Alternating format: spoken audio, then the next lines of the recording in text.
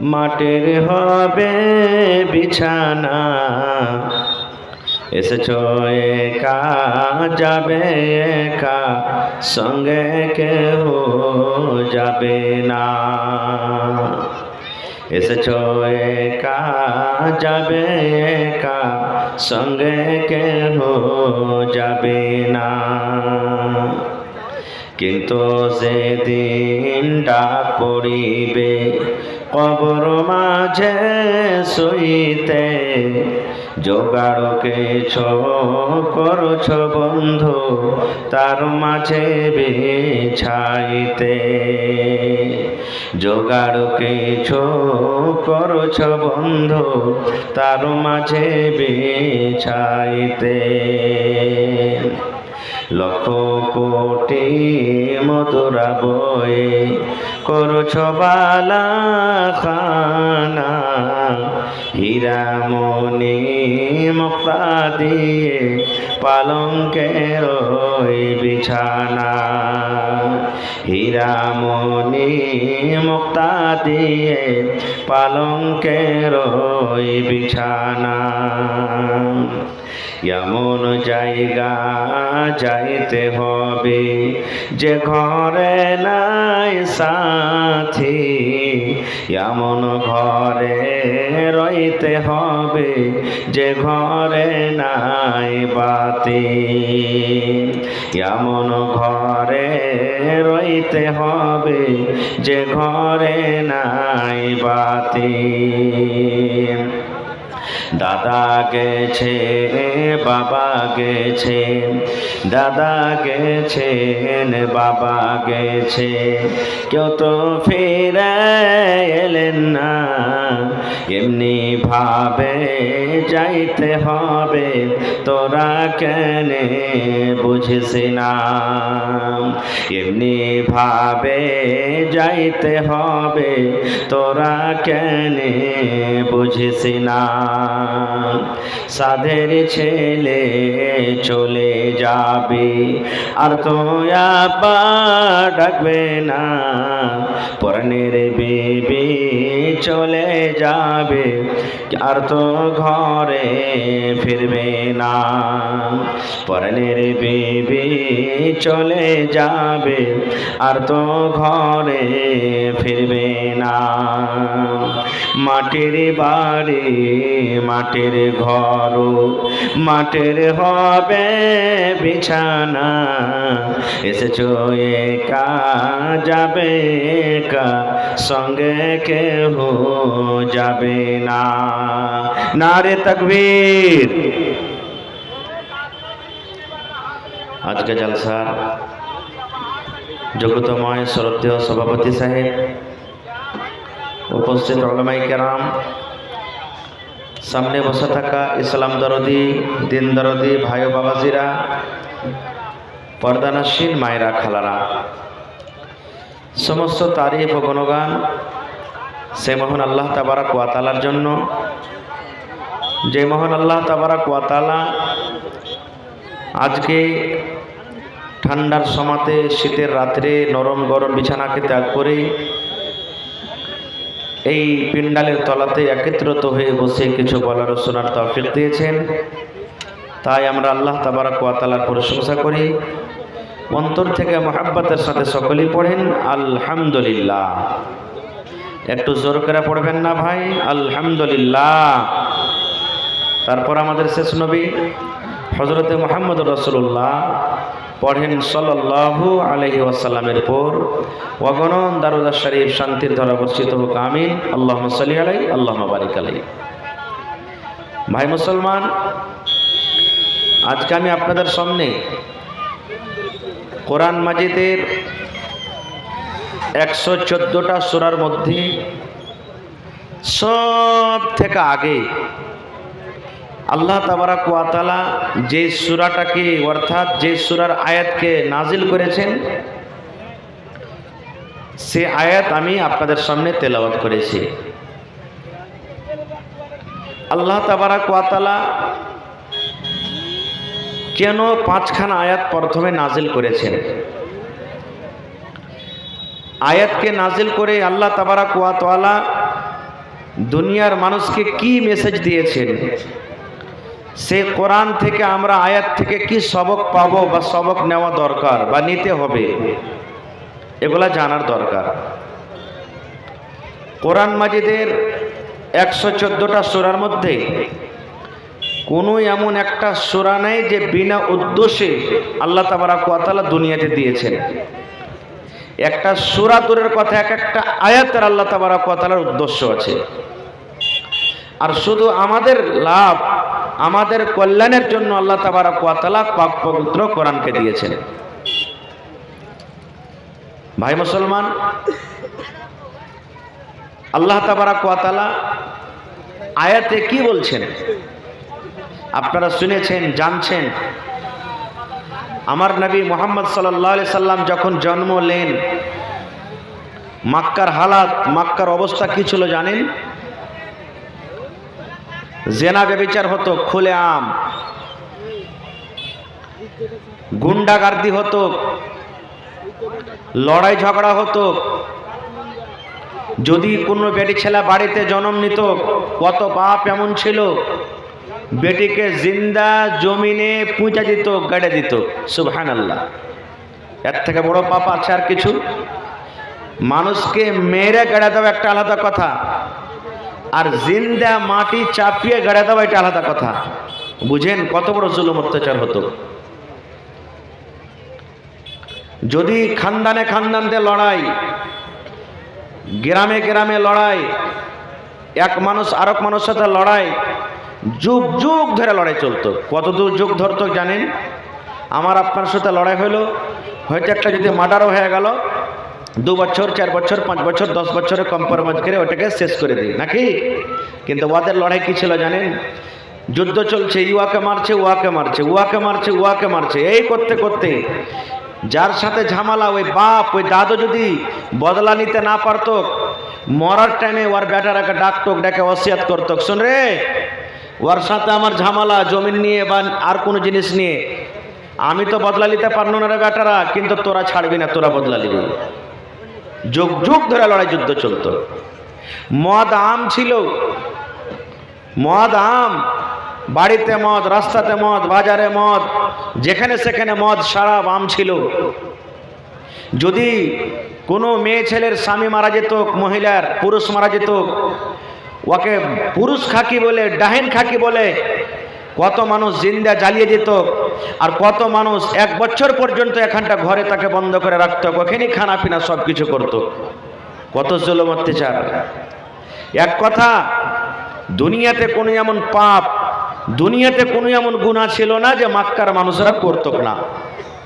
সব পাপ দুনিয়াতে ছিল, সব পাপ দুনিয়ার মধ্যে যত মক্কার লোকেরা করত। এরকম হালাতে, এরকম টাইমে, এরকম অবস্থাতে আল্লাহ তাআলা আমার আপনার নবী মুহাম্মদ সাল্লাল্লাহু আলাইহি সাল্লামকে দুনিয়াতে দিলেন। একটু মুখ খেলা পড়েন সাল্লাল্লাহু আলাইহি সাল্লাম। এবার আপনি বলেন, নবীর বাপ তো দুনিয়াতে নবীজি দেখতে পাননি, দুনিয়া থেকে চলে গেছেন, নবীজি বাপকে দেখেননি। 8 বছর বয়সে দাদু দুনিয়া থেকে চলে গেছেন। নবীর নিজের চাচা উল্টা আবু লাহাব, আবু জাহাল। আবু লাহাবটা নবীর নিজের চাচা। কোরআনে নেই তাব্বাত ইয়াদা আবি লাহাব, কোরআনে যা আছে, নিজের চাচা দুশমন। নবীর নিজের চাচি আবু লাহাবের স্ত্রী, যাকে উম্মে জামিল বলা হয়েছে, সে নবীর দুশমন। এবার আপনি বলেন, খানদানের মধ্যে যদি কোনো মানুষ খানদানের দুশমনি করে, ওই লোকটার কথা অন্যজন তাড়াতাড়ি মানবে? আপনারা বলেন মানবে? মানবে না, কেউ কবুল করবে না। লোক এটাই বলবে, হ্যাঁ বে, ওই লোকটা যদি ভালোই হবে তো ওর চাচা কেন উল্টা, ওর বাপ কেন উল্টা? যেমন নূহ নবী বিবি নিয়ে, স্ত্রী নিয়ে জীবনে কোনোদিন সুখ পায়নি। নূহ নবী ওয়াজ করে যেমনই বাড়িতে চলে গেলেন, ওর স্ত্রী তখন ওই মজলিসে এসে কি বলতেন জানেন? এ দাদু ভাইয়েরা, কার পাল্লাতে তোমরা পড়েছো? আরে ওইটা হলো আমার স্বামী, আমি হলাম তার স্ত্রী। জীবনে তো ওর বাড়িতে আমি সুখ শান্তি পাইনি, আর তোমরা ওর কথা মানছো, খবরদার মানবে না।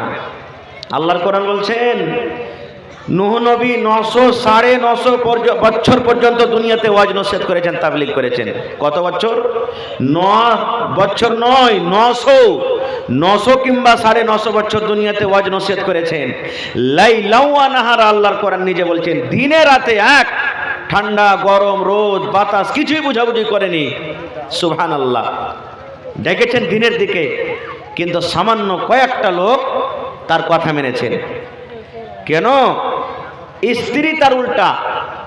বলার উদ্দেশ্য, যদি এরকম হালাতে এরকম টাইমে যে দুনিয়াতে যত বুড়াই মাক্কার ভিতরে নবীর বংশের লোকেরা নবীর উল্টা, এরকম টাইমে যদি নবীজি ওই বংশতে যদি নবী হয়ে দাঁড়াচ্ছেন, আল্লাহ তাকে নবী করছেন, তাহলে কি এত সোজাসুজি মানুষরা মেনে নেবে?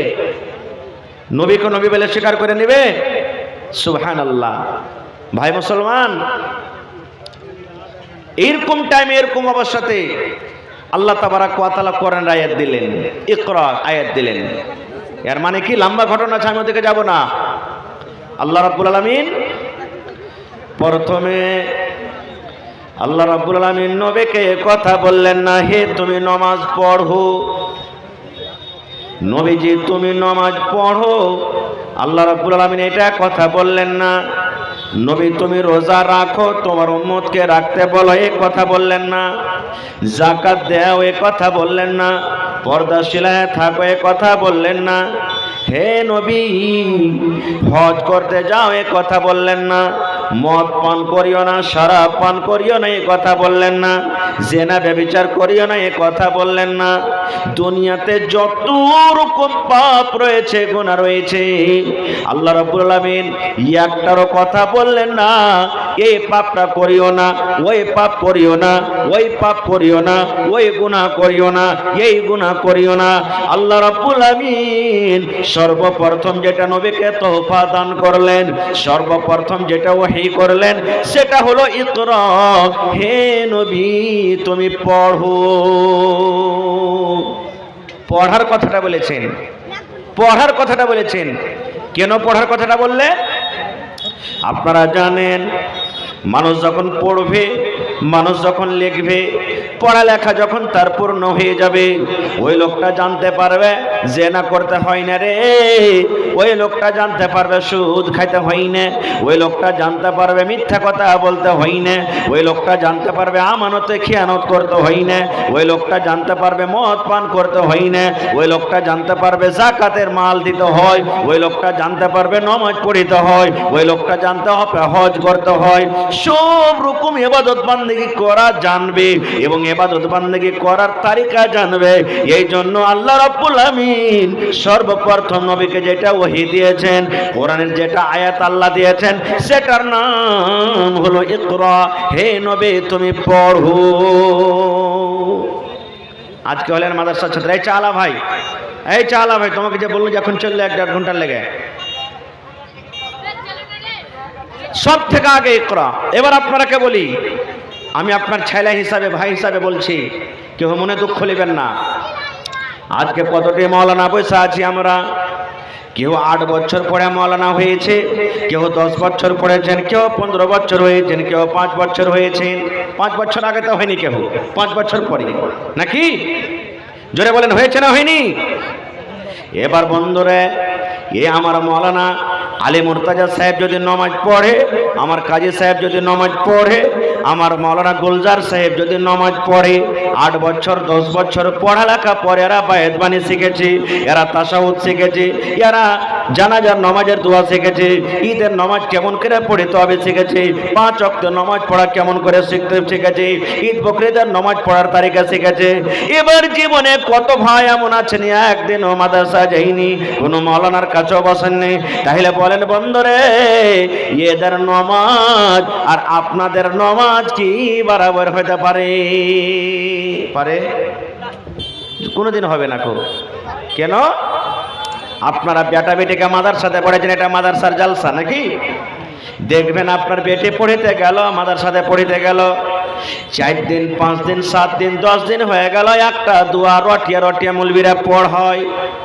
8 দিন 10 দিন পড়া পর আপনার বেটা বলবে, আব্বাজি আজ বায়াত বাণী শিখে নিয়েছি আব্বাজি, জানাজার দোয়া শিখে নিয়েছি আব্বাজি, তাশাহুদে বসার দোয়া শিখেছি আব্বাজি। কদিন পর? 8 দিন 10 দিন পর ঠিক ঠিক আপনার বেটি প্রথমে কায়দা পড়বে, তারপরে নুরানি কায়দা পড়বে 1 বছর পর্যন্ত কম করে, তারপরে আম্মা পারা পড়বে, তারপরে কোরআন মাজিদ পড়বে। তাহলে কোরআন মাজিদ পড়ার জন্য, আম্মা পারা পড়ার জন্য প্রথমে কায়দা পড়িতে হবে, আলিফ বা তা সা পড়িতে হবে, নুরানি কায়দা পড়িতে হবে। তারপর যখন আপনি কোরআন পড়বেন, আম্মা পড়া পড়বেন, আপনার চরস হয়ে যাবে। এবার বলেন বন্ধুরে, আপনার ওই বেটা বেটি যেটা মাদ্রাসাতে কোরআন শিখেছে, আর আপনার মতো লোক জীবনে কোনো মাওলানার কাছে যায়নি, জীবনে কোনো মুলবির কাছে যায়নি, জীবনে কোনো মাস্টারের কাছে যায়নি, জীবনে কোনো মসজিদ পড়িতে যায়নি, জীবনে কোনো মাকতাব যায়নি। তাহলে বলেন আপনার বেটা বেটি যাকে খাইয়ে পিন্দা আপনি মানুষ করেন, যার কেতাবের টাকা আপনি দেন, মুলবির বেতন আপনি দেন, কলমের টাকা আপনি দেন, সব কিছু আপনি দেন, কিন্তু মাদ্রাসাতে পড়ে লেখা সব শিখেছে, আর আপনি জীবনে কোনোদিন মাওলানার কাছে বলেননি, আপনি এমনি হয়তো মুখে শুনে শুনে শিখেছেন। বলেন ওয়ার ইবাদত ওয়ার দোয়া আর আপনার দোয়া কে এক হইতে পারে? কোনোদিন হইতে পারে না। এই জন্য তো নবীর জামানাতে নবী একদিন মসজিদে বসে আছেন এক কোণাতে, আর হাদিস আছে যে আরবি দেহাতের মানুষ, ওকে আরবি বলা হয়। নবীকে দেখে নবী এক কোণাতে মসজিদের এক কোণাতে নামাজ পড়তে শুরু করে দিয়েছেন। নবীজি দেখছেন আপনি এরকমভাবে কীভাবে লোকটা নামাজ পড়ে। নামাজ পড়ে তখন নবীর কাছে এলেন, আসাবার বলছেন আসসালামু আলাইকুম ইয়া রাসূলুল্লাহ। এই দেখেন নবীকে সালাম দিলেন, নবীজি সালামের জবাব দিলেন। সালামের জবাব দেওয়ার পর নবী কি বলছেন জানেন? ইরজা ফাসাল্লি ফাইন্নাকা লাম তুসাল্লি। হে আমার সাহাবীরা, তুমি নামাজ পড়ো রে বাবা, তুমি নামাজ পড়োনি। ভালো করে গৌর করবেন কথাটার পরে, খুব দামি হাদিস বলছে আপনারাকে। নবী কি বলছেন? ইরজা, তুমি ঘুরে যাও, ফাসাল্লে, তুমি নামাজ পড়ো। কেন পড়ো? ফাইন্নাকা লাম তুসাল্লি, তুমি নামাজ পড়োনি। আচ্ছা বলেন তো ওই সাহাবী নামাজ পড়েছেন না পড়েননি? কথা বলেন, নামাজ পড়েন নবীকে সালাম দিলেন? হানা বলেন না ভাই? জি। কিন্তু নবীজি এ কথা তো বলতে পারতেন, রে বাবা তুমি কেমন করে নামাজ পড়লে না পড়লে বাবা, তোমার নামাজটা পড়া হয়নি, তুমি নামাজটা পড়ো। নামাজ পড়া হয়নি বাবা, তুমি নামাজ পড়ো। নবীজি কথা বলতে পারতেন, কিন্তু এটা কথা বললেন না। কি বলছেন? তুমি নামাজ পড়ো, নামাজ তুমি পড়োনি রে বাবা, নামাজ পড়োনি। পড়োনি আর পড়া হয়নিতে পার্থক্য আছে, আছে না নেই? পড়োনি আর পড়া হয়নিতে পার্থক্য আছে। সাহাবী বুঝে নিলেন, আমার নামাজ হয়নি, পড়িনি আমি নামাজ। ফের পড়লেন নামাজ, দুবার হয়ে গেল। সহি হাদিস, কোনো গল্প নয়। আবার নামাজ পড়লেন, দুইবার নামাজ পড়ার পর নবীর কাছে এলেন। আসা পর নবীকে বলছেন আসসালামু আলাইকুম ইয়া রাসূলুল্লাহ। নবীজি জবাব দিয়ে দিলেন ওয়া আলাইকুম আসসালাম। তারপর নবী বলছেন দেখেন, হে বাবারে তুমি যাও নামাজ পড়ো, কারণ তুমি নামাজ পড়োনি। কয়বার হলো? কয়বার হলো যে ভাই? হাজি ভাই, বাঙ্গালের মানুষ এলে এতক্ষণ প্যান্ডাল গন গন গন গন করতো। হ্যাঁ, দুবার হয়ে গেল। আবার যে নামাজ পড়লেন, নামাজ পড়ার পর নবীর কাছে এলেন, আবার সালাম দিলেন, নবীজি জবাব দিলেন। জবাব দেওয়ার পর আবার নবীজি বলছেন কি, তুমি ঘুরে যাও, নামাজ পড়ো, তুমি নামাজ পড়োনি। 3 বার কিংবা 4 বার হয়ে গেল, হাদিসে এসেছে। এই জামানার মানুষ যারা নমাজি ভাই আছেন, নমাজের নিয়ম কারণ জানছেন, যদি কোনো মানুষ নামাজ পড়িতে না জানে আর ওকে যদি খালি বলে দেয় ভাই কেমন খেলে তুমি নামাজ পড়েছো, উজু করছো, ভাই তোমার যে নামাজ হলো না রে ভাই, নামাজটা পড়ো, ভালো করে পড়ো, হয়তো ওর সাথে ঝগড়া করবে। কদিন থেকে তুমি ফের নামাজ পড়েছো, কত নামাজের বেটা হয়ে গেছো, পটপট করে আমাকে শিখাইতে আসতো, হয়তো ঘুঁচো মেরা কথা বলবে। আর না তো তার পরের দিন থেকে মসজিদে নামাজ পড়তে আসবে না, তোরাই পড়, খুব পড়, আমার নামাজ হয় না, তা আসবো কি করতে? দুটোর মধ্যে একটা করবে। কিন্তু ওরে সুবহানাল্লাহ, সেই সাহাবী দেখেন 3 বার 4 বার ঘুরে চলে গেলেন, নামাজ পড়লেন, নামাজ হলো না। এবার সাহাবী বলছেন আল্লিমনি ইয়া রাসূলুল্লাহ, নবী গো আর ভালো করে নামাজ পড়িতে জানি না, ইয়ার থেকে ভালো করে জানি না। আমি যদি বার নামাজ পড়ি, ইয়ার থেকে আমি আর ভালো করে জানি না। আল্লিমনি, আপনি আমাকে শিখিয়ে দেন কেমন করে নামাজ পড়িতে হবে, কেমন করে উযু করতে হবে, কেমন করে রুকু করতে হবে, কেমন করে তাশাহুদ পড়তে হবে, কেমন করে সালাম ফিরতে হবে। হবে। এক করে আপনি আমাকে শিখিয়ে দেন গো নবীজি, আমি এর থেকে আর ভালো করে নামাজ পড়িতে জানি না। নারে তাকবীর। তারপরে নবীজি এক এক করে শিখিয়ে দিলেন। কেমন করে শিখাইলেন আজ আপনারাকে বলবো না, আবার কোনো জালসাতে ইনশাআল্লাহ নবীজি কেমন করে তাকে নামাজ শিখাইলে আজকে বলবো না, কোনোদিন আবার ইনশাআল্লাহ নবীজি এক রাকাত পড়ে দেখিয়ে দিলেন তাকে এই মতো এই মতো এই মতো, আবার কোনোদিন বলবো। তো বলার উদ্দেশ্য হলো এই যে প্রথমে শিখতে হবে, তাহলে আমল করতে হবে, যে আমলটা আমাদের সঠিক হবে নাকি। ইলমের দরকার হয়ে গেলে এখানে আর একটু আগে চলেন।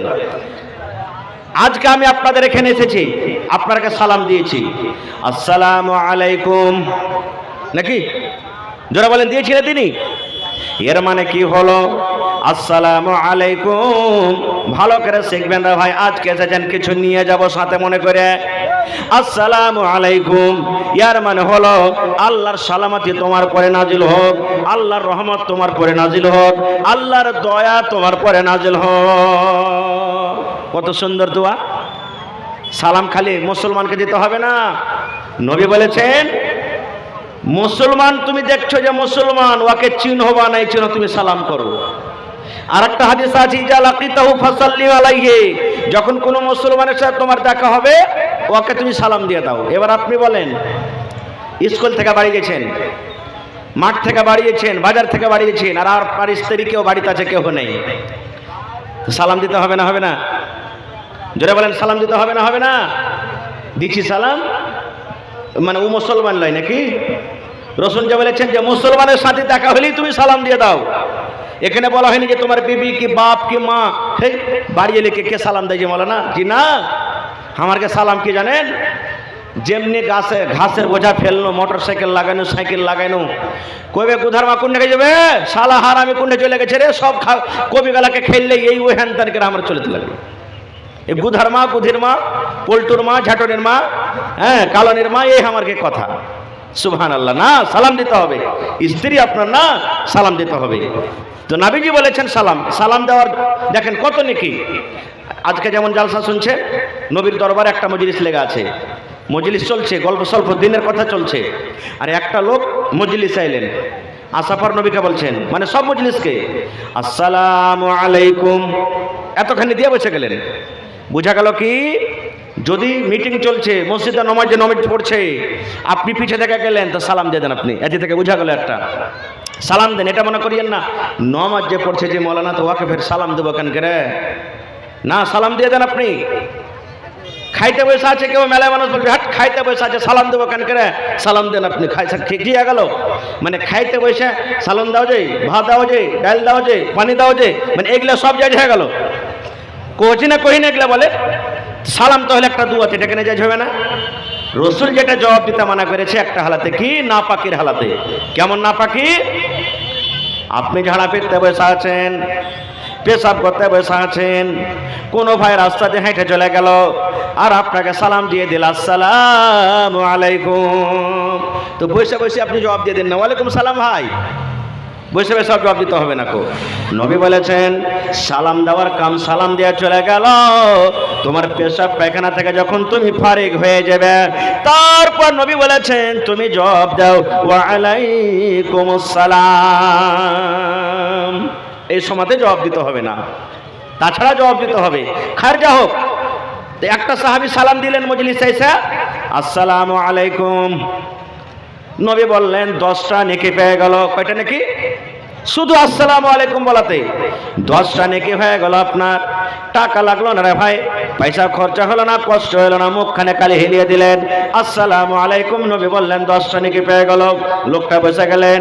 2 নম্বরে আরো একজন সাহাবী মজলিসে চলে এলেন, এবার একটু বাড়িয়ে দিলেন আসসালামু আলাইকুম ওয়া রাহমাতুল্লাহ।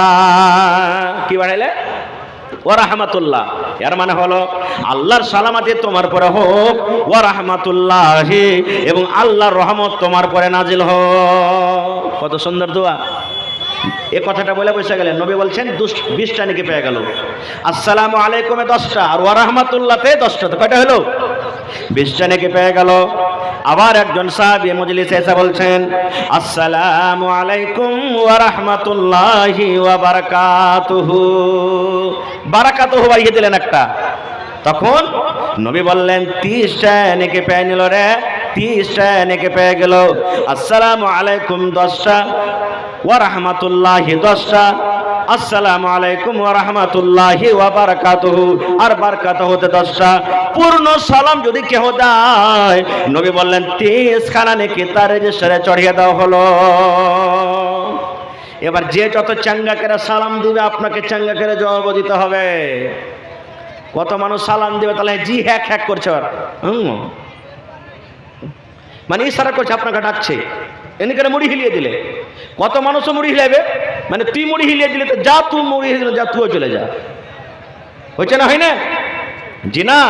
কত মা খালা এমন আছে সালাম দিবার ঢং নাই, বিহার সাথে বিহারের সাথে গল্প করবে, সালেম আলাইকুম বিহাই কেমন আছো, আলাইকুম আলাইকুম ভালো আছি, কিচ্ছু নাকি পাওয়া গেল না। তো না জানার কারণে দিল ভৈরা আপনাকে সালাম দিবে, দিল ভৈরা আপনি তাকে জবাব দিয়ে দেন। তো 30টা নাকি আপনি পেয়ে গেলেন। তা আল্লাহর নবী একদিন বসে আছেন, আর আল্লাহর নবীর স্ত্রী মা আয়েশা রাদিয়াল্লাহু তাআলা আনহা বাড়িতে বসে আছেন রুমের ভিতরে, নবীজি বাইরে, মা আয়েশা ঘরের ভিতরে। আর ইহুদির একটা জামাত, ইহুদির একটা দল নবীর কাছে চলে এসেছেন, আসাফার নবীকে সালাম দিচ্ছেন। ভালো করে শুনবেন, আসসালামু আলাইকুম। কি জবাব দিচ্ছেন? সালাম দিচ্ছেন আসসালামু আলাইকুম। সহি হলো না গলত? আসসালামু আলাইকুম নয়, আসসালামু আলাইকুম। ইহুদিরা মনে করছে যে নবী বুঝতে পারেনি, ই তো পড়ালেখা করেনি কোনো মাদ্রাসাতে, কোনোদিন পড়েনি, ই বুঝতে পারেনি, ভুল বুঝতে পারবে না। খুব সুবহানাল্লাহ। আজকে যত লোক আমরা বসে আছি এখানে, আমার উদ্দেশ্য এটাই যে আপনাকে দেখাচ্ছি যে পড়ালেখার কি এক এক কথাতে কত দরকার আছে। আসসালামু আলাইকুম না বলে ইহুদিরা নবীকে বলছেন আসসালামু আলাইকুম। বাস কথাটা বলে বসে গেলেন ওরাও, নবী কিচ্ছু বললেন না। আর আল্লাহ নবীর স্ত্রী মা আয়েশা রাদিয়াল্লাহু তাআলা আনহা ঘর থেকে রেগে গেছেন, একবারে পর্দা থেকে রেগে গেছেন একবারে। আপনারা বলেন, যদি কোনো মানুষ গুন্ডা থাকে, চোর থাকে, লুচ্চা থাকে, লাফঙ্গা থাকে, বাড়িতে যা করবে করুক, কিন্তু ওর স্ত্রীর সামনে যদি খালি বলেন এই লোকটা চোর, গুন্ডা, বদমাশ, আপনাকে ছাড়বে? খোঁট বেড়ালিয়া তাড়বে, ভালো গলা তো দূরের কথা। দুনিয়াতে কোনো মহিলা নিজের পুরুষের গজব দেখতে পারবে না, না পারবে? যখন নবীজির কে ইহুদিরা বলে দিলেন আসসালামু আলাইকুম, মা আয়েশা বাড়ির ভিতর থেকে রেগে গেলেন। রেগে দেওয়ার পর মা আয়েশা জবাব দিলেন ওয়া আলাইকুম আসসালাম ওয়াল লাআনা। এ ইহুদিরা, আমার নবীকে কেনে গালি দিলি তোরা রে? আমার নবীকে কেনে গালি দিলি? আমার নবীকে কেনে বদদুয়া দিলি? নবী তো তোদেরকে কোনো কষ্ট দেয়নি, নবী তো কষ্ট দেওয়ার মতন কোনো কথা বলেনি। আমার নবীতে তোরাকে উল্টা পাল্টা কোনো কথা বলেনি, কেন আমার নবীকে তোরা গালি দিলি রে? কেন গালি দিলি? আপনারা বলবেন হাজী মাওলানা কই গালি দিয়েছে? ও তো সালামই দিয়েছে, ওরা সালাম দেনি। কি দিয়েছে জানেন? এর মানে কি? ইহুদিরা এসে নবীকে বলছেন আসসালামু আলাইকুম, হে নবী তোমার উপরে মওত আসুক, তুমি মরে যাও, মওত আসুক, তুমি মরে যাও। দেখেন কত বড় বদদুয়া দিচ্ছেন নবীকে, আসসালামু আলাইকুম, তোমার পরে মওত নাজিল হোক, মানে তুমি মরে যাও, মওত তোমার কাছে চলে আসুক। এবার মা আয়েশা জবাব দিয়ে বলছেন ওয়া আলাইকুম আসসালাম ওয়াল লাআনা। হে ইহুদিরা রে, আমার নবী কেন মরবে? মওত কেন তার কাছে আসবে? তোমরা মরে যাও, মওত তোমার কাছে আসুক, এবং আল্লাহর গজব, আল্লাহর লানত তোদের উপর হোক। মা আয়েশা যখন রেগে গেলেন, এবার নবী আমার কত দয়ালু দেখেন, আয়েশাকে বলছেন আয়েশা রে থামো থামো থামো থামো, রাগো না, রেগো না আয়েশা, রেগো না। আয়েশা রে তুমি রেগো না, একটু ঠান্ডা হয়ে যাও। এবার মা আয়েশা বলছেন নবী গো, আপনি কি দেখতে পেলেন না যে আপনার মতো ভালো মানুষটাকে কেমন করে সালাম দিলে? ওরা বদ দোয়া দিয়েছে আপনাকে, ওরা খারাপ দোয়া দিয়েছে, আর আমি আপনার বিবি, কেমন করে আমি সহ্য করতে পারবো? নবী আমার তখন কি বলছেন, আয়েশা চিন্তা করো না, তুমি চিন্তা করো না, এই জন্য চিন্তা করো না। আমি নবী মনে মনে তাকে জবাব দিয়ে দিয়েছি, ওয়া আলাইকুম আমি বলে দিয়ে দিয়েছি, যদি ওরা ভালো মনে আমাকে সালাম দিয়ে থাকে ওয়া আলাইকুম ওইটা ভালো দিকে চলে যাবে, ভালো জবাব চলে গেল। আর যদি মন্দ নিয়াতে আমাকে সালাম দেয় তাহলে আমি ওয়া আলাইকুম বলে দিয়েছি, ওদের মন্দ জবাব ওদের কাছে চলে গেল। নারে তাকবীর! কেউ যদি রাগ করে বলে আমি আসমানকে ছোপ দিব, আসমানকে লাগবে না, নিজের মুখে এসে পড়বে। কথা বলে মুখে এসে পড়বে। তো রাসূল বলছেন ওদেরকে আমি জবাব দিয়ে দিয়েছি। তাহলে কি ভাবলেন, কি ভাবতে পারলাম এখানে? পড়ালেখার কত দরকার। আর একটু আগে চলেন। মেলায় মানুষ বলে বেটি ছেলেকে পড়িয়ে কি করবো রে, খালি বেটা ছেলেগুলোকে পড়াইবে। কত ভাই যেগুলো ল্যাংড়া কানা লুল্লা কমজোর ওইগুলাকে মাদার সাথে দিবে, আর ভালো ভালো যার দেমাগ তেজ ভালো পড়িতে ভালো ওকে তখন দেবে স্কুলে পড়িতে দেবে। এরকম মানুষের মেজাজ বেড়ে গেছে। সুবহানাল্লাহ। এই ভাই মুসলমান, বেটি ছেলেকে পড়ার দরকার, বেটা ছেলেকে পড়ার দরকার, দুজনেরই ইলম শেখা দরকার। ইলম শিখতে হবে, ইলম না শিখতে গেলে জীবনটা অন্ধকার হয়ে যাবে।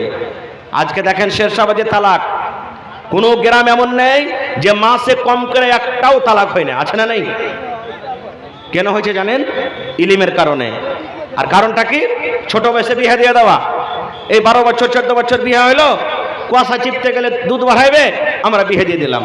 বাপও বলছে ভালো রিস্তা এসেছে, যেমন সাহেব ওর বাপের পাক্কার বাড়ি আছে, মোটরসাইকেল আছে, 4 চাক্কা আছে, জমি জায়গা আছে, ওখানে বাজারে জমির ওখানে দোকান দিয়ে দিব, বেটিটা খুব সুখে থাকবে। এবার ফলে কি হলো, 2 মাস 4 মাস 6 মাস যখন হলো, আর যাব না যে বাপু, ভাত খেতে পারবো না। কেন পারবি না? লাগছে ওর বাড়িতে চলবে না খো। মানে পুরুষটা তো জানি না যে আমার স্ত্রী কি হক আছে আমার পরে, স্ত্রীটা তো জানে না যে আমার উপরে আমার স্বামীর কি হক আছে, কেউ কাহরির ব্যাপারে জানে না। তো রিশতাটা ভাঙবি? ভাঙবে না। ওই বেটাকে বেটিকে যদি আপনি দিনই তালিম দিনই শিক্ষা দিতেন, ওর ভিতরে জ্ঞান বুদ্ধি আসতো, তাহলে ভালো মন্দ বুঝতে পারতো। ওর ফলে কি হয়েছে, কোন রকম বেটিটাকে নিয়ে এলো বাড়ি, আর আনতে আসার বাহানাতে এসেছে যেমনই ছেলেটা 4-5টা হাট্টা লোককে রেডি করে রেখেছে, বলছে এই হালার বেটা হালাকে ধরে মানবে পিলারে। 3 লাখ টাকা বিয়েতে দিয়েছি, আর 2 লাখ টাকা বিয়েতে খরচ হয়েছে। রে গোলামের বেটা গোলাম, ডাক তোর বাপকে 5টা মানুষ নিয়ে 5 লাখ টাকা খরচ হয়েছে, দে আর হার বেটিকে তালাক করে চলে যা। হয়েছে না হয় না? আল্লাহ নবীর জামানাতে বাপ নিজের বেটির বিয়ে দিবে। সহি হাদিস, আল্লামা আলবানী রাহিমাহুল্লাহ হাদিসটাকে হাসান বলেছেন, সহি বলেছেন। বাপ নিজের বেটির বিয়ে দিবে। ইলম কি জিনিস দেখেন। বেটি বলছে আব্বু আমি বিয়ে করব না। আপনারা বলবেন যে হাজি মৌলানা এখনকার বেটি ছেলে তো বলছে করব না, তো তখনকার এখন পার্থক্য আছে।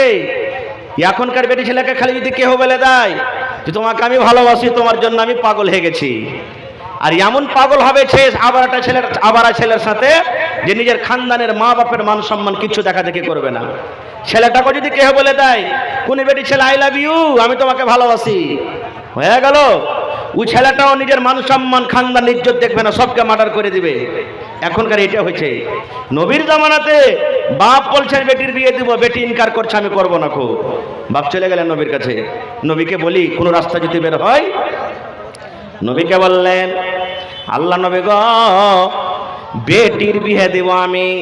বেটে ইনকার করে বলছে আব্বা আমি বিয়ে করব না। নবী গো যদি পারেন একটু আপনি আমার বেটিকে বুঝান, কারণটা কি, কেন ইনকার করে একটু বুঝান আপনি। নবীজি বললেন তোমার বেটিকে এনেছো? বলছেন না। বলছে যাও নিয়ে এসো সাথে করে। পরের দিন চলে গেলেন। নবী আমার বললেন রে আল্লাহর বান্দি, তোমার আব্বাজান তোমার বিয়ে দিবে, তুমি ইনকার করছো, কারণটা কি রে মা? কি কারণে তুমি ইনকার করছো? কি কারণে তুমি নারাজ আছো? একটু কি বলবে না? আমার ইসলামপুর গ্রামের মায়েরা খালারা এলাকার ভাইরা যত এসেছেন শোনেন। নবী যখন জিজ্ঞাসা করলেন আল্লাহর বান্দিরে কি কারণে তুমি ইনকার করো, কারণটা কি? এবার সেই বেটি ছেলে কি বলছেন জানেন? বলছেন নবী গো একটা প্রশ্ন করব গো নবী আপনাকে, যতক্ষণ পর্যন্ত আমি ওই প্রশ্নের উত্তর না জানবো, ওই সওয়ালের জবাব না জানবো, ততক্ষণ পর্যন্ত আমি ফয়সালা নিতে পারবো না যে আমি বিয়ে করব কি করব না। একটা জিনিস আমি জানবো, কি? নবী আমার বললেন তোমার প্রশ্ন কি? এবার সে বেটি ছেলে বলছেন নবী গো, ধরেন আমার বিয়ে হয়ে গেল, আমি শ্বশুরের বাড়িতে চলে গেলাম। নবী আমার প্রশ্ন হলো এটা, আমি একটা বেটি ছেলে মানুষ, আমি একটা নারী মানুষ, আমার যখন বিয়ে হয়ে যাবে, আমি যখন শ্বশুরের বাড়িতে চলে যাব, জি আমার স্বামী হবে, ওই আমার স্বামীর আমার উপরে কতটুকু হক রয়েছে, আমি কতটুকু স্বামীর সাথে ব্যবহার করব, আমার স্বামীর কতটুকু খিদমত করব, আমার স্বামী আমার পরে রাজি হবে, আমার স্বামীর মন খানাকে আমি খুশি করতে পারবো, আমার উপরে আমার স্বামীর কতটুকু হক রয়েছে নবী গো, এই ব্যাপারে আমি জানি না, এই ব্যাপারে আমার কোনো ইলম নাই, এই ব্যাপারে আমার কোনো জ্ঞান নাই। নবী গো দয়া করে আপনি বলেন তো আমার উপরে আমার স্বামীর হক কতটুকু রয়েছে? কত সুন্দর সওয়াল নবীজি, আমার উপরে আমার স্বামীর কতটুকু হক রয়েছে। এবার আপনাকে বলি, নবীর জামানাতে মহিলারা ডাইরেক্ট নবীকে পুছ করলেন। এবার নবী তো দুনিয়াতে নেই, নবী দুনিয়া থেকে চলে গেছেন, বিদায় হয়ে চলে গেছেন, আর আসবেন না। তো শরীয়তি কথা কাকে জিজ্ঞাসা করবেন? এখন মৌলানাকে জিজ্ঞাসা করবেন। তো মৌলানাকে তো লজ্জাতে কেউ গ্রামে যাবে না, ইমাম সাহেবকে জিজ্ঞাসা করবে না, তো মাদ্রাসা করতে হবে। তো মাদ্রাসার দরকার হলো না? জোরে বলেন হলো না? সুবহানাল্লাহ। বলছেন নবীজি আমার যে স্বামী হবে, আমার উপরে আমার স্বামীর কতটুকু হক করেছে একটু বলেন তো। এবার নবী আমার বললেন, হ্যাঁ আল্লাহর বান্দিরে, তোমার উপরে তোমার স্বামীর অতটুকু হক রয়েছে রে আল্লাহর বান্দি। যদি তোমার স্বামীর গায়ে ফোট হয়ে যায়, ফোড়া হয়ে যায়, ফোড়া বুঝেন তো, তোমার স্বামীর গায়ে যদি ফোড়া হয়ে যায়, তোমার স্বামীর গায়ে যদি ঘা হয়ে যায়, ঘাটা পেকে গেছে, ফোড়াটা পেকে গেছে, রক্ত বইছে, পুজ চইছে, এই মতো অবস্থাতে তোমার স্বামী যদি তোমাকে বলে বিবি রে, এই আব্দুল্লাহর মা, হালে মারমা, এই খালেদার মা, জায়েদার মা, সাফিয়ার মা, বিবি রে তুমি আমার রক্তটাকে সাফ করে দাও রে বিবি, তুমি আমার ফোঁটটাকে সাফ করে দাও। কি দিয়ে সাফ করে দাও? তুলা দিয়ে সাফ করতে হবে না, পানি দিয়ে ধুতে হবে না, কাপড় দিয়ে সাফ করতে হবে না। বিবি রে আল্লাহ রাব্বুল আমিন তোমাকে জিভা দিয়েছে, এই জিভা দিয়ে চেটে চেটে চেটে চেটে তুমি আমার রক্তকে সাফ করে দাও, এই জিভা দিয়ে চেটে চেটে তুমি আমার ঘাকে সাফ করে দাও। নবী আমার বলেছেন মহিলা, নবী শুধু তাকে বলেছেন তা নয়, কিয়ামত পর্যন্ত যত নারী যত মহিলারা দুনিয়াতে আসবে সকলের জন্য এটা হাদিস। নবী আমার বলেছেন মহিলা, যদি তোমার স্বামী তোমাকে বলে তোমার জিভা দিয়ে ঘাটাকে সাফ করে দাও, রক্তকে সাফ করে দাও, নবী বলেছেন মহিলা রে তুমি ইনকার করতে পাবে না, ইনকার করতে পাবে না। যদি তোমার স্বামী তোমাকে আদেশ করে জিভা দিয়ে চেটে চেটে চেটে চেটে সে রক্ত পুজকে যদি তুমি সাফ করে দাও রে মহিলা, তাও তোমার উপরে তোমার স্বামীর অতটুকু হক রয়েছে, তোমার স্বামীর হক আদা হবে না। যদি তোমার স্বামী এরকম কাজের আদেশ কইরাও দেয় আর তুমি যদি জিভা দিয়ে চাটো, তোমার উপরে তোমার স্বামীর এতটুকু হক রয়েছে, তুমি হক আদায় করতে পারবে না তোমার স্বামী। এবার আপনি বলেন এই সমস্ত জিনিস জানার দরকার আছে না নেই? তাহলে ভাইয়েরাও মনে করবে আমরা কি গাছের, হ্যাঁ মা খালারা বলবেন পুরুষের যখন এতখানি খেদমত করতে হবে তো পুরুষের উপরে কি আমাদের হক নেই? আছে। বেটা ছেলে এটা মনে করিয়েন না যে আমরা বেটা হয়েছি তো গাছের কোটা হয়ে গেছি, বেটা ছেলে হয়ে গেছি তো আমরা লাট সাহেব হয়ে গেছি না।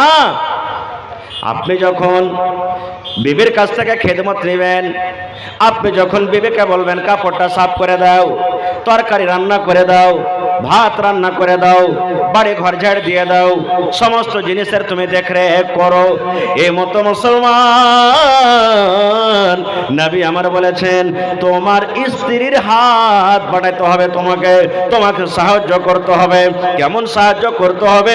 যদি আপনার স্ত্রীটা যদি মাথা ব্যথা হয় ওষুধ কিনে দিতে হবে, দরকার হতে গেলে মাথাতে তেল দিয়ে দিতে হবে, দরকার হতে গেলে গা হাত আপনাকে মালিশ করে দিতে হবে, দরকার হতে গেলে রান্না বান্নার কাজটা আপনাকে করতে হবে, দরকার হতে গেলে বাড়ি ঘর আপনাকে ঝাড় দিতে হবে, দরকার হতে গেলে গোবর আপনাকে তুলতে হবে, দরকার হতে গেলে সানি আপনাকে কাটতে হবে, দরকার হতে গেলে বাচ্চাকে আপনাকে ছোঁচাইতে হবে।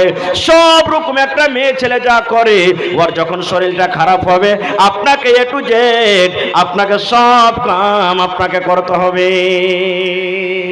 বলবে মৌলী সাহেব এটা কেমন কথা কইছো? জি। আর কি হক আছে জানেন? ইলমের দরকারকে দরকার না দেখেন, এই কারণে তো সমাজে বেশি তালাক এসে গেছে।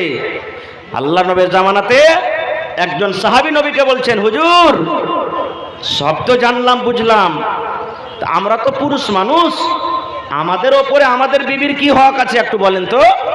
আমরা তো বেটা ছেলে মানুষ, পুরুষ মানুষ, আমাদের ওপরে আমাদের বিবির কি হক আছে? কত সুন্দর প্রশ্ন দেখেন। আল্লাহ রাসূল সাল্লাল্লাহু আলাইহি ওয়াসাল্লাম বললেন, হে আমার সাহাবীরা, তোমাদের ওপরে তোমাদের বিবির প্রথম হক আনতুতিমা হাইজা তাইনতা, যখন তুমি খানা খাবে, যা তুমি খানা খাবে তোমার বিবিকে তুমি খাওয়াবে। আনতুতিমা হাইজা তাইনতা, তুমি যখন খানা খাবে তোমার বাড়িয়ালিকে তুমি খাওয়াবে। ওয়া তাকসু হাইজা তাসাইতা, যখন তুমি পরবে কাপড় তোমার বিবিকে তুমি পরাবে। ওয়ালা তাজরিবিল ওয়াজহা, এবং রাগ করে বিবির গালে চেহারাতে তুমি মারিও না। এবং রাগ করে বিবি যদি উল্টা পাল্টা কোনো কাজ করে দেয়, রাগ করে বিবির ঘাড়ে ধাক্কা দিয়ে চুলের ঝুঁটি ধরে তোমার স্ত্রীকে তুমি বাড়ি থেকে বের করে দিও না। প্রথম হক, তুমি যা খাবে বিবিকে খাওয়াবে। একটা হুঁচলা বেটা ছেলে বাড়ি গেছে, 2 মুঠা বিড়ি আর 2 মুঠা সালেলে ভরে বাড়ি চলে গেছে। বাড়িতে যাওয়ার স্ত্রীটা রুটি বানিয়েছে, 1 মুঠা বিড়ি আর সাল ওর হাতে দিয়েছে। বলছে কি দিচ্ছ জি? রাইতে মৌলানা ওয়াজ করেছে, তুই যা খাবি তোর বাড়ি লিখে খা, আমি খাচ্ছি তো তুই খাবি না। তো ভোরবেলাতে এরকমই যারা মধু খাইছেন ভাই, একবারে ভোরবেলাতে ফের মধুর পকেট নিয়ে বাড়ি না চলে যাবে। তো ভাই আমার, আমি যাব না হাদিসের দিকে, বলার উদ্দেশ্য একটা স্ত্রী আপনি যে বাড়িতে নিয়ে আসবেন, আপনার উপরে কি কি হক রয়েছে জানা দরকার আছে না নেই? জানতে হবে। একটা পাখির কথা বলছি আপনাদেরকে, বেশি আমি আর ওয়াজ করবো না ভাই, খুব তাড়াঘোড়াতে আছি আমি। একটা পাখির কথা বলছি, সুবহানাল্লাহ। আল্লাহ রাসূল বলেছেন, আর কোরআনে মাজিদে একটা সূরা আছে, সূরাতুন নামাল। যারা কোরআন পড়তে জানছেন দেখবেন আমার মায়েরা, খালারা, বহিনেরা, নামাল, নামাল মানে চিউটি, পিপিলিকা, পিঁপড়ে। পিঁপড়ের একটা ঘটনা আছে আর একটা পাখিরও কথা আছে, এই জন্যই সূরাটার নাম সূরাতুন নামাল। এবারে বলবেন কি পিঁপড়ের ঘটনা আছে? সুলাইমান নবী দুনিয়াতে একজন নবী ছিলেন, খুব বড় নবী। যত দুনিয়ার জিন, সব জিনেরা তার তাবে ছিল। জিনেরাকে যা বলতেন করত। আপনারা শুনেছেন ঘটনা, আমি শুধু ইশারা করছি আপনাকে। এবারে একদিনকার ঘটনা, সুলাইমান নবী যত জীব জন্তু আছে লাই লস্করকে সাথে নিয়ে রাস্তাতে হেঁটে চলেছেন, হাঁটছেন, রাস্তাতে হাঁটছেন। আপনারা বলেন তো, আমরা যখন রাস্তাতে হাঁটছি তা আমরা কি পিঁপড়াকে দেখছি? পিঁপড়ে যে পিঁপড়া ডইলে যাবে রে, দেখেছে না? হ্যাঁ দেখছি। আমরা দেখবো কি গরু ছাগল না ডলে যায়, মুরগি না ডলে যায়, মানুষ না ডলে, মানে যেগুলো তো জরিমানা লাগবে গেলে থেকে বাঁচবো। সাপের পর দিয়ে চলে যায় তো কোনো ব্যাপার নেই নাকি? তো পিঁপড়াতে ছোট জিনিস দূরের কথা। সুলাইমান নবী লাই লস্কর নিয়ে চলেছেন, রাস্তাতে হাঁটছে, আর পিঁপড়ার একটা জামাত, মেলাটি পিঁপড়া, ওরা রাস্তাতে আল্লাহর দরবারে দোয়া করছেন, তাসবিহ তাহলিল করছেন। যেরকম গাঁর একটা মুখিয়া আছে, গাঁর একটা মোড়ল আছে, তো পিঁপড়ার মধ্যে একটা গার্জান আছে, পিঁপড়ার মালিক আছে একটা। সমস্ত পিঁপড়ার যেটা মালিক, ওর যত পিঁপড়া আছে সমস্ত পিঁপড়াকে বলছেন কি জানেন? আমি শুধু তারজমাটা বলছি, আল্লাহর কোরআন কথা রে ভাই, মিথ্যা যদি বলি সূরাতুন নামাল খুলে দেখে নেবেন আপনি বাড়িতে যায়। পিঁপড়াকে আল্লাহ কতখানি জ্ঞান বুঝিয়ে দিয়েছে। পিঁপড়া কি বলছেন? রে পিঁপড়ার দল, অন্য পিঁপড়াকে বলছেন, নিজের ভাষাতে বলছেন, এ পিঁপড়ার দল, তাড়াতাড়ি করে তোমরা নিজের নিজের খালে ঢুকে যাও রে, তোমরা তাড়াতাড়ি করে নিজের নিজের খালে তোমরা ঢুকে যাও। কেন ঢুকে যাও? এই জন্য ঢুকে যাও, ওই যে তোমরা দেখো সুলাইমান নবী এবং তার সাথে যত লাই লস্কর আছে, ওরা আনদেখাতে হাঁটে চলে যাবে, ওরা বেখেয়ালিতে হাঁটে চলে যাবে, নামও দিকে হয়তো খেয়াল করবে না, তোমরা কুচিলা সাফ হয়ে যাবে, মার্ডার হয়ে যাবে, মরে যাবে, ওদের পায়ের তলাতে তোমরা সাফ হয়ে যাবে। এই জন্য তোমরা তাড়াতাড়ি করে নিজের নিজের খালে তোমরা ঢুকে যাও। এখানে মেলাটি কথা লুকিয়ে আছে। আমার বলার উদ্দেশ্য হলো এটা যে পিঁপড়ার কতখানি দিমাগ, পিঁপড়ার কতখানি বুদ্ধি, নিজের কম যেন হালাক বরবাদ না হয়ে যায়, এই জন্য বলছেন তাড়াতাড়ি করে খালে সন্ধাও। আর আমরা হলাম মানুষ, আল্লাহ আমাকে জ্ঞান দিয়েছে, বুদ্ধি দিয়েছে, হুঁশ দিয়েছে, সব দিয়েছে, নিজের কমের জন্য কি করছি? কি করছি? একটা লোক যদি আগে বাড়ে কেউ আর পায়জামা, কেউ আর আন্ডার প্যান্ট, আর কেউ আর ফুল প্যান্ট ধরে টানবো পিছে, আগে না বাড়তে পারে। দিনের জন্য যদি কেউ আগে বাড়ে তোর পিছে ধরে 5 জনা, না পারলে একবারে ওই কি বলছে ডোজার লিয়েসের করে একবারে বাইন্ডের পিছন দিকে টানবো, কিন্তু আগে বাড়তে দেবো না। কেউ আর সাপ তো দেবো না, ওকে আগে বাড়তে দেবো না। পিঁপড়ার থেকে কত হুঁশিয়ার হলাম আমরা। এটা পিঁপড়ার কথা বলেন, একটা পাখির কথা শুনেন। সুলেমান নবী রুকে গেলেন ওখানে, মেলায় কথা আছে থেকে আমি যাবো না, কি হলো পিঁপড়ার সাথে ঘটনা না ঘটনা যাবো না, রুকে গেলেন। এবার সুলেমান নবী হাজিরি শুরু করে দিলেন। দেখেন আমার মাস্টাররা মৌলানারা মেলায় আছে এখানে, বাচ্চারকে হাজিরি হয় না স্কুলে মাদ্রাসাতে, যারা মাঠ লেবর লিয়া খাটতে চলে যায় ওর হাজিরি হয়, প্রত্যেক জায়গাতে হাজিরি হয়। এবার সুলেমান নবী হাজিরি শুরু করে দিলেন। কতটি জিন আছে, কতটি পাখি আছে, কতটি মানুষ আছে, এই সব হিসাব করতে লাগলেন, হাজিরি নিতে লাগলেন। হাজির নিতে নিতে একটা পাখি কিন্তু মজলিসে নাই, একটা পাখিকে কিন্তু দেখা যায় না। আর কোরআনে আল্লাহ পাখিটার নামও বলেছেন, যে পাখিটার নাম কি। আজকে আমি বলছি সামনে থেকে, আপনারা বলেন তো সামনেকার লোক পাখিটার নাম কি? জোরে বলেন। হুদহুদ পাখির নাম শিখালেন। হুদহুদ পাখি আমরা দেখিনি ভাই দু চোখে, কিন্তু যদি মোবাইলে দেখতে চাহেন গুগলে যায়, তা আপনি সার্চ করে দেখবেন, খালি বলে দিবেন মুখে কি হুদহুদ পাখি আমি দেখতে চাই কেমন, আপনাকে দেখিয়ে দিবে যে হুদহুদ পাখি কেমন হয়। পাখিটা কত জ্ঞানী আর হুঁশিয়ার হয় দেখেন। আল্লাহর কোরআন বলছেন হুদহুদ পাখি কিন্তু নাই, দেখা যায় না। আজকে যদি আমাদের বেটারা বাড়িতে না থাকে, রাত 8টা 9টার পর বেটা বাড়িতে আসছে, খবর লি না, আব্দুল্লাহ তুই কোনটা গেছিলে রে? নাই বেটা বাড়িতে, কোনো খবর নাই। বেটি 9টা 10টা রাত গেল বাড়িতে আসে না, কোনো খবর লি না, গেল। সুলেমান নবী বলছেন হুদহুদ কই? হুদহুদ দেখতে পাওয়া যায় না, গায়ের হাজির হয়ে গেল হুদহুদ। এবার সুলেমান নবীকে বলছেন, দেখেন সুলেমান নবী যে কথাটা বলেছেন আল্লাহ তার কথাটা কোরআনে দিয়ে দিয়েছেন। সুলেমান নবী কসম খেয়ে বলছেন, এ হুদহুদ, দুনিয়ার যে কোনো জায়গাতে তুমি থাকো না কেন, তাড়াতাড়ি করে তুমি হাজির হয়ে যাও, এখানে তুমি মজলিসে চলে এসো। হুদহুদ রে, যখন তুমি আমার কাছে আসবে, তোর খবর যদি সত্য হয়, যদি কথা ভালো আনতে পারিস আমি রেহাই করে দিব, আর যদি ভালো খবর না আনতে পারিস, যদি তুই মিথ্যা বলিস, আমি তোকে কঠোর থেকে কঠোর সাজা দেব, আর না হলে তোকে আমি জবাই করে দেব। দেখেন একটা পাখির উপরে কত ফেসাল নিলেন, কত বড় কে সুলেমান নবী। হুদহুদ যেখানে আছিস তাড়াতাড়ি করে আয়, ভালো খবর আনতে পারিস তো ঠিকই আছে, আর না আনতে পারিস তোকে জবাই করে দেবো, না তো কঠোর তোকে শাস্তি দেবো। বেটা বেটির ব্যাপারে কোনোদিন বলেছি? ডিজে চলছে, বেটা ডান্স করছে মদ পান করে, বেটি ডান্স করছে ওড়না ফেলে দিয়ে, কোনোদিন আমাদের দরকার নাই, বা আমরা এরকম জানতে চাই না। আমরা একটা পাখিকে কত বড় কঠোর সাজা শুনেছেন দেখে। এই গল্প করতে করতে হুদহুদ পাখি এসে হাজির হয়ে গেল। গোটা মজলিসের লোক জীবজন্তু সব দেখছে। এবার সুলেমান নবী হুদহুদকে বলছেন, হ্যাঁ হুদহুদ পাখি তুমি কোন থেকে ছিলা বলো, হুদহুদ পাখি তুমি কোন থেকে ছিলা বলো, কেন বলো? আপনারা বলবেন মৌলানা জি হুদহুদ পাখির ভাষা তাহলে মানুষের ঠিকের নাকি? না রে ভাই, মানুষের ঠিকের নয়, পাখির ভাষা পাখির মতন। কিন্তু আল্লাহ রাব্বুল আলামিন সুলেমান নবীকে এটা মুজিজা দান করেছিলেন, দুনিয়াতে যত জিন তার তাবে, দুনিয়াতে যত জীবজন্তু, সমস্ত জীবজন্তুর ভাষা আল্লাহ শোনা এবং বলার ক্ষমতা দিয়েছিলেন সুলেমান নবীকে। পানিতে মাছ আছে, মাছে কোন ভাষা বলে সুলেমান নবী জানতে পারতেন। পাখি উড়ছে, পাখিতে কুচুর মুচুর করে কি ভাষা বলে সুলেমান নবী জানতে পারতেন। রাস্তা দিয়ে পিঁপড়ে, ওই পিঁপড়েতে কোন ভাষাতে কথা বলে সুলেমান নবী জানতে পারেন। দুনিয়াতে যত রকম জীব জন্তু রয়েছে আল্লাহ রাব্বুল আমিন সুলেমান নবীকে ভাষা জানার ক্ষমতা দান করেছিলেন। সুলেমান নবী বলছেন, আয় হুদহুদ কোনটা গেছিল বলো তো তুমি?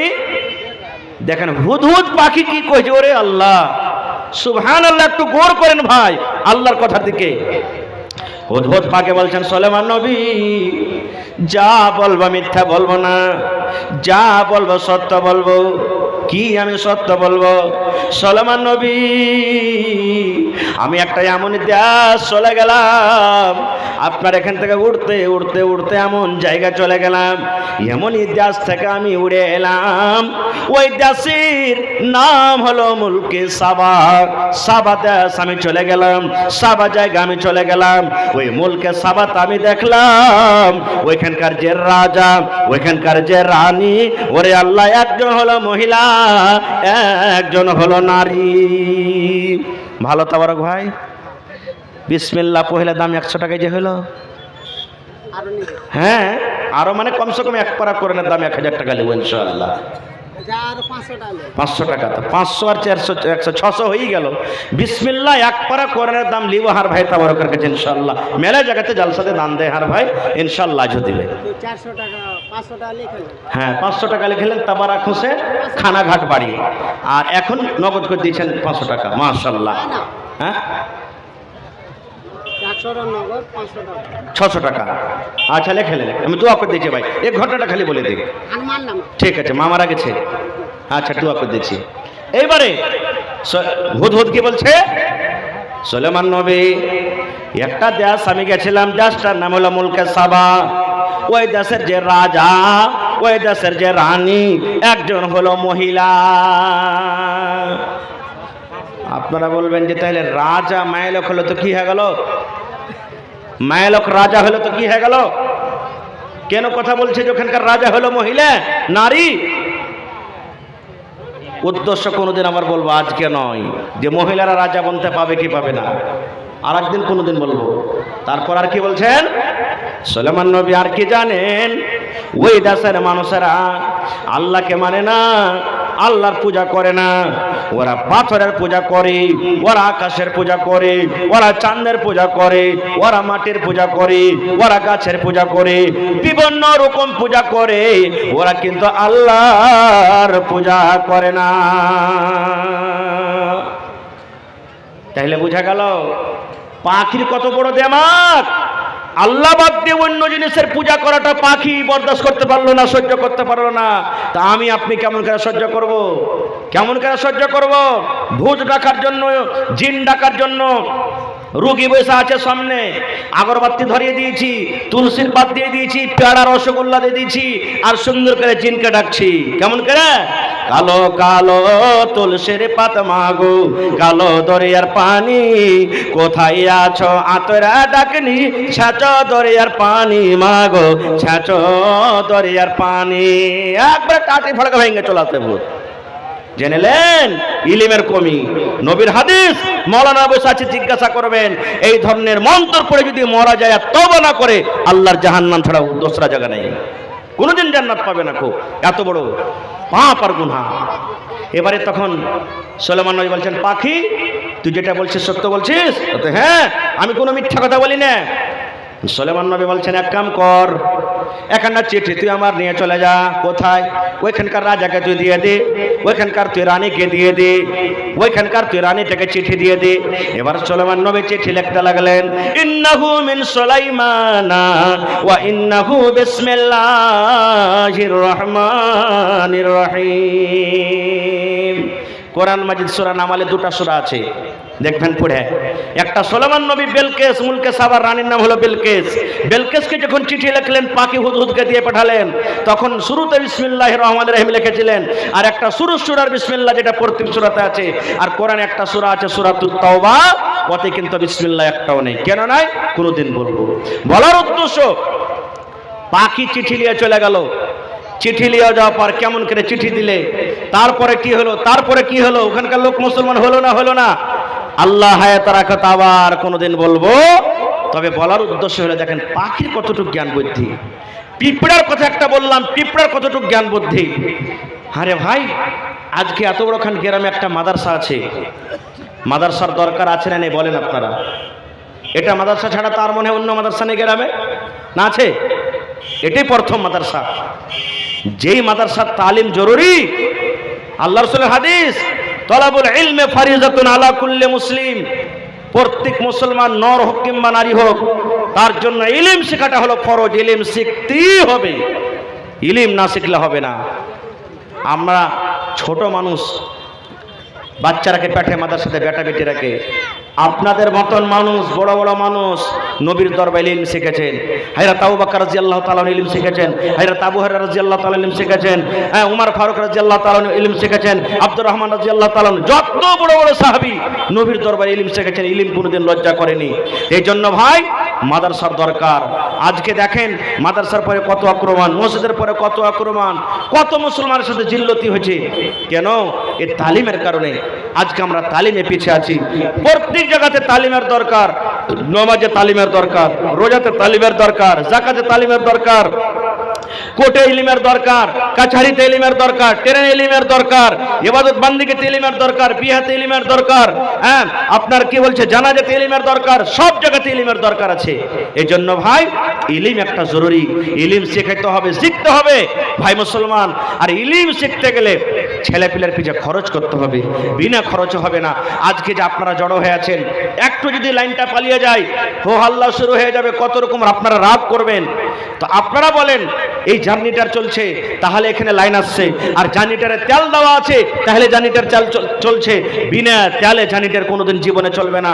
এই মতো একটা মাদ্রাসা আপনার গ্রামে যদি বছরে 500টা বাচ্চা পড়ে, 500টা বাচ্চার মধ্যে কমপক্ষে 50টা বাচ্চাও তো আগে আরও যেতে পারবে গ্রাম থেকে।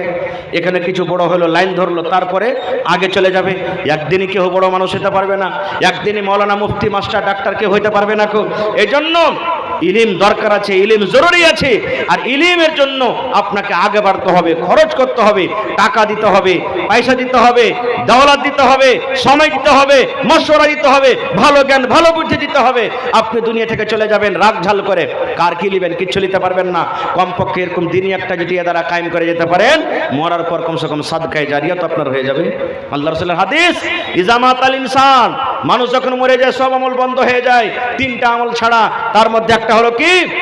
ওয়ালাদুন সালিহুন ইয়াদুলাহু, নেককার বেটা, নেককার বেটি দুনিয়া থেকে চলে গেছেন আপনি, নেককার বেটা বেটি দুনিয়াতে আছে, কোরআন পড়তে জানে, দোয়া করতে জানে, পড়ে হালছেন, লেখালছেন, মরে যাওয়ার পর কিচ্ছু না করতে পারে, আপনার জন্য দোয়া তো করতে পারবে। আল্লাহ আমার মা কবরে চলে গেছেন, আব্বা কবরে চলে গেছেন, আমার দাদু কবরে চলে গেছেন, দাদি কবরে চলে গেছেন, আল্লাহ তাদের জন্য দোয়া করি, আল্লাহ তুমি জান্নাতে জায়গা দাও, গুনাহ খাতাকে মাফ করো। এটা তো দোয়া করতে পারবে? কিছু করতে পারবে না। এটা তো আপনার জন্য করতে পারবে। আর ওখানটা যদি আপনি জোগাড় যদি দুনিয়াতে না করে যান, তাহলে দুনিয়াও আপনার জন্য অন্ধকার, আর মরার পরও দুনিয়া আপনার জন্য অন্ধকার। আপনি যেমন বাড়ি থেকে বাজার যাবেন না, হ্যাঁ 10টা টাকা পকেটে নেই, কেমন করে যাবো রে, চা ওকালো এক কাপ খাইতে পারবো না, বাজার যেতে পারবেন না, দিল্লি পাটনার সাফার করবেন না যতক্ষণ পকেটে 500,000 না হলে। আপনি মরে যাওয়ার পর কোন আদেশে, আপনি কোন লালচে আপনি আছেন পড়ে, কোন গুমানে, কোন খেয়ালে আছেন যে আমি মরে যাব, খালি হাত চলে যাবো, তা আমার পরে আমার আওলাদেরা দোয়া করবে, দান করবে। আপনি নিজে পুঁজি দুনিয়াতে করতে পারলেন না, তা আওলাদে কি করবে? এই জন্য ভাই আজকে আপনাদের কাছে আমি একটা দরখাস্ত রাখি, আল্লাহর কোরআনের ওয়াস্তে, নবীর সাথে মহব্বত ভালোবাসা দেখিয়ে একটা লোক কেউ আছেন 50,000 টাকা দান করতে পারবেন মাদ্রাসাতে। কয়েকদিন আগে আমি একটা জালসা করতে গেছিলাম হেফজুল কোরআন মাদ্রাসা খোপাকাটি লাভাতে। আমি জিজ্ঞাসা আবদার করলাম, আল্লাহর কোনো বান্দা আছেন 50,000 দিবেন? স্টেজ থেকে একজন লোক বলছেন, তাওহীদ নাকি লোকটার নাম, বলছে মাওলানা আমি 60,000 টাকা কোরআনের জন্য আমি হাজির করে দিলাম। সুবহানাল্লাহ। এই দেখেন আমার মহিলা প্যান্ডাল থেকে, আল্লাহ আমি এলানও করিনি এখনি, আর দান শুরু হয়ে গেছে আসছে। গুলজারের বহিন 100 টাকা আর কানের বালি একটা দিয়েছে নাকি রে ভাই? গুলজারের বহু একটা কানের বালির দাম কত জানেন? মোটামুটি 35,000 টাকা নাকি 77,000 টাকা মনে হয় 8 আনা ওজনের বালির দাম দিয়েছে। 70-72,000 টাকা একটা বালি দান করে দিলেন একটা মহিলা, যার দাম 35,000 টাকা মোটামুটি। নারে তাকবীর! কোন আল্লাহর বান্দি নেই যে আর একটা বালি দান করবেন? কাঠিয়ার জেলাতে একটা গ্রাম আছে রাকসি, মসজিদের জালসা ছিল, একজন মহিলা 8 আনা ওজনের বালি দিয়ে দিলেন, একজন মহিলা 10 আনা ওজনের বালি দিয়ে দিলেন। কত জায়গা জালসাতে আগতে মায়েরা খালারা ওই তাবিজ যে পিন্ত গলাতে, তাবিজ গোল গোল তাবিজ দান করে দিলেন। কয়েকদিন আগে আমি মুর্শিদাবাদ জালসাতে করতে গেলাম, আগতে মায়া খালারা চ্যাপটা চ্যাপটা বড় বড় চাঁদের, ওগুলোকে কি বলে, বিচ্ছা, বিচ্ছা পর্যন্ত ওরা দান করে দিয়েছেন। সুবহানাল্লাহ। তো দেখি কোন আল্লাহর বান্দি আছেন কানের, নাকের, আংটি, হার, পান, বায়াল ছাগল পর্যন্ত দানে পাওয়া গেছে। আজ ইনশাআল্লাহ পাবো। একটা লোক কেউ আছেন 20,000 টাকা দিতে পারবেন? একটা লোক কেউ আছেন কোরআনের জন্য 5,000 টাকা দিতে পারবেন? একটা লোক কেউ আছেন 10,000 টাকা দিতে পারবেন? মাদ্রাসা ভাই খুব গরিবের বাচ্চারা পড়িছে, আপনার যাওয়ার টাকাতে যদি কোনো বাচ্চা কোরআন মাজিদ পড়িতে শিখেলাই, কোরআনের মানে বুঝালাই, নবীর একটা হাদিস যদি বুঝালাই, আমল করতে লাগে, আপনি দুনিয়া আখিরাতে ইনশাআল্লাহ তাআলা কামিয়াব হয়ে যাবেন। এবং 30টা ভাইয়ের কাছে আমি আবদার করনু, 1 টাকার পারা কোরআনের দাম 1 টাকার 1000, 1 পারার দাম 1000, আধ পারা যে দিবেন 500 টাকা, 1 পারার দাম 1000। কেউ 1 পারার দাম দিবেন, কেউ 2 পারার দাম, কেউ 5 পারার দাম, কেউ 10 পারার দাম। আসেন তো 30টা পারা কোন আল্লাহর বান্দা আছেন? প্রথম নম্বর আমার হাতে বিসমিল্লাহ করেন তো। আর প্রথম দান আমার মা খালারকে দেখেন এই পুটলিতে এসেছে। ইনশাআল্লাহ মায়েরাকে বলবো ধন্যবাদ।